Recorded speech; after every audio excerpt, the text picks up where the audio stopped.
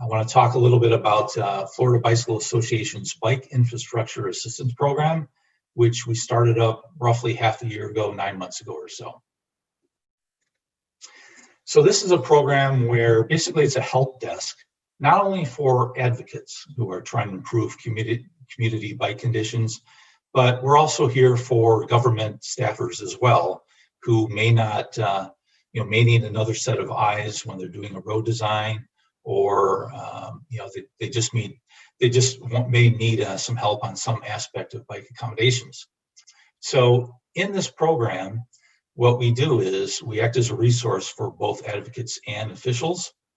We will make requests on your behalf for roadway improvements or trail improvements, and it's all about making towns more bike friendly.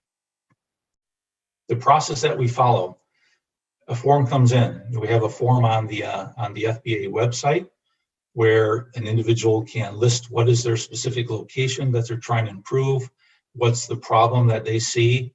Then I will go through and I'll take a look remotely through some of the tools that are available to investigate the situation, investigate the location, and try to determine what is feasible. Is there an appropriate solution, an appropriate infrastructure design treatment that can be done to alleviate the problem in some way?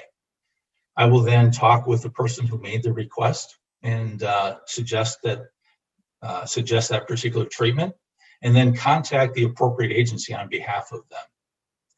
The philosophy that we try to do here is we recognize that in a road design or whatever the case may be, that there are engineering goals that are there. So it's important that we ask for reasonable solutions that are consistent with national and FDOT standards, and that we're not compromising those other engineering needs. So we try to find something that works for everyone, and we try to find a way to do it opportunistically to make it not cost as much as well. So again, these are just requests that we make.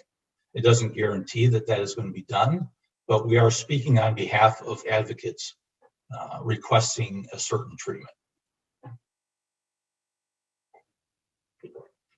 Some of the cases so far, I'm not going to go through these in full detail, but the cases that I've worked with so far with advocates have been all over the state.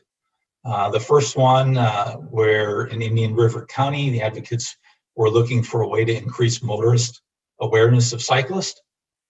Different signage options and pavement markings were considered, but they were not approved by the county. So we came up with a solution that brought attention to Florida's 3-foot law that currently exists. And as a result of that, Florida DOT adopted that sign that you see in this graphic that we're glad to work with anyone to have implemented in their communities. In Manatee County, there's a case where a bike lane was removed as a result of a second right turn lane being added to a major intersection. So we worked with the county. We suggested a particular design that could work for everyone. It was a little bit different than the standard 12-foot lane, but that suggestion was adopted, and it looks like that bike lane will be restored.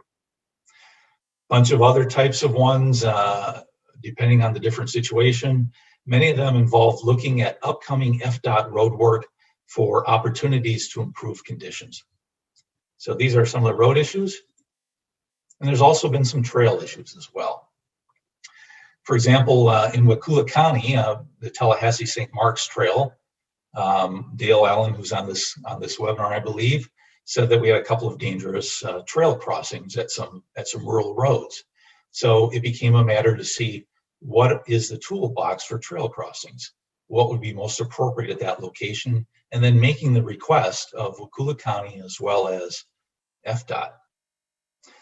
Other types of treatments as well regarding trails that I've taken a look at on behalf of advocates, and then also bike planning. For example, the last two communities where an advocate said, we'd like to establish a bike route or a network of bike routes in town. They provided me with a few different roadway segments that they'd like me to take a look at. So I took a look, I found out what the widths were, what the traffic counts were. I looked at Google Street View and so on, and came up with recommendations that the advocate will now be able to bring to their communities. So in summary, the Bike Infrastructure Assistance Program is here to help you.